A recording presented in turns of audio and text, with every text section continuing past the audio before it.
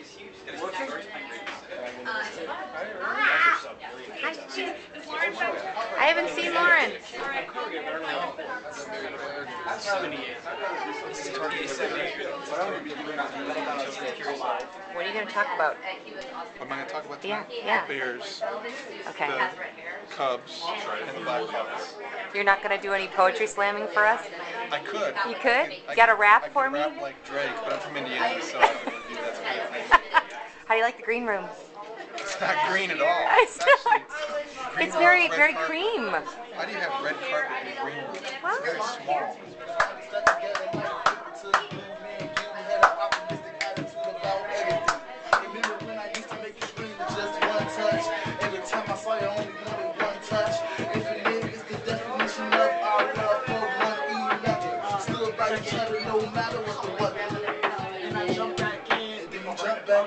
No pen, kinda light skin Eminem, with Drake right now for me.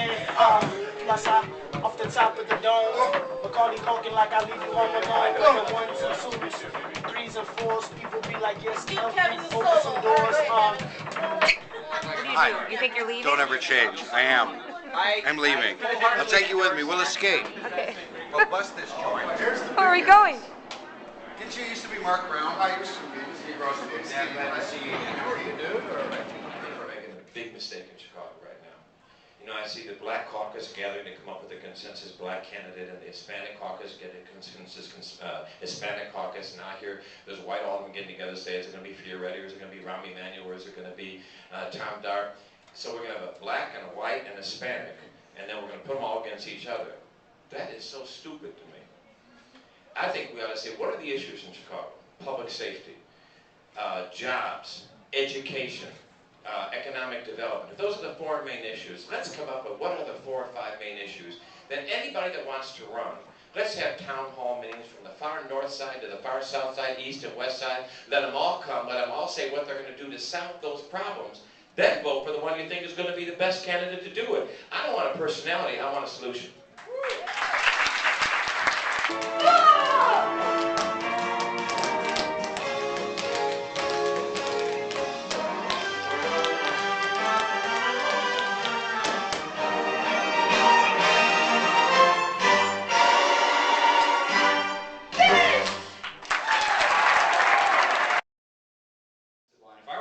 Lineman and I didn't like my quarterback, I would let him get sacked. They don't actually refer to them as offensive linemen anymore. They're accomplices.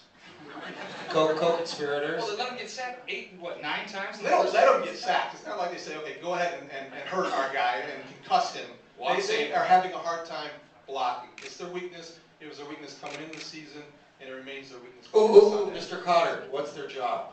Their job is to protect the quarterback. Oh, I see. But I love it when everyone becomes an offensive. Everyone's John Madden suddenly when the offensive line struggles. This guy should really play right tackle and get in this stance, and this guy should play. We really don't know because it's the hardest position to evaluate. Now, you evaluate them not as 1, but as 5. At 5 as 1, and all we know right now is they stink.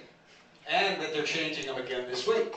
For this week's game against Seattle, their 4th offensive line in 6 games. And they're doing it, they're changing it again to protect a pre-concussed quarterback. But the Bears dispute the fact that, as we reported today, that this Jay Cutler's concussion was his 5th since 2003. He had 3 in college, 1 in the NFL. This was his 5th. Jay Cutler said, no, that's not true.